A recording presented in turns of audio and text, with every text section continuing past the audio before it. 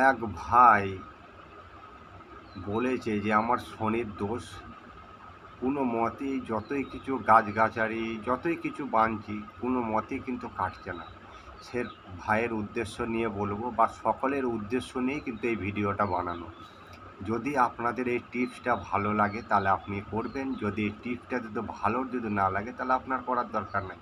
আপনার শনি আপনার কাছেই থাক। যদি আপনার ভালো লাগে তাহলেই, যদি আপনার বিশ্বাস ভক্তি যদি অনুভূতি হয় যে না আমার এটা করা দরকার, তাহলে আপনি করতে পারেন। এটা তো লাখ লাখ টাকা খরচা না, আর কোটি কোটি টাকা আপনার লুকসান হয়ে যাবে না। আপনি করে দেখতে পারেন, অবশ্যই কাজ করবে। এটা পরীক্ষিত জিনিস, অবশ্যই কাজ হয়।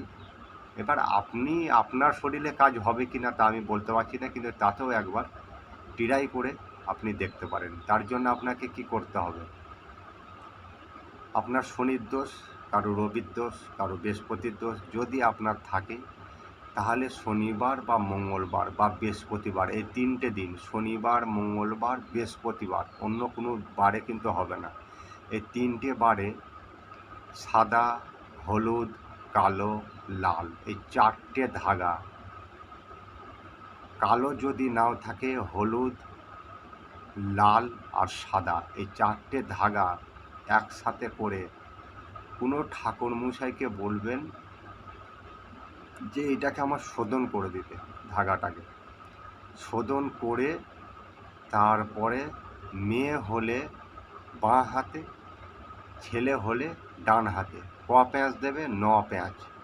9 প্যাঁচের বেশি যদি 10 প্যাঁচ হয়ে যায় তাহলে কিন্তু কাজ হবে না, 9 প্যাঁচই কিন্তু দিতে হবে।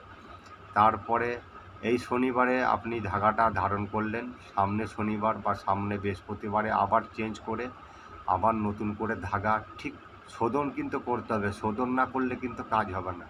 কোনো ঠাকুরমশাই ভালো যাদের জানকারি আছে সেসব ঠাকুরমশাইয়ের কাছে যেয়ে এটাকে শোধন করে কালী মায়ের পায়ে চরণে ঠেকিয়ে কি উদ্দেশ্য নিয়ে আপনি এইটা বাঁধছেন, আপনার কি হয়েছে সেই উদ্দেশ্যটা বলে আপনি অবশ্যই ধারণ করতে পারেন। যদি কালী মা না থাকে, যদি শনি মন্দির থাকে, শনিদেবের পায়েতে ঠেকিয়ে ধাগাটা অবশ্যই ধারণ করুন, অবশ্যই কাজ করবে।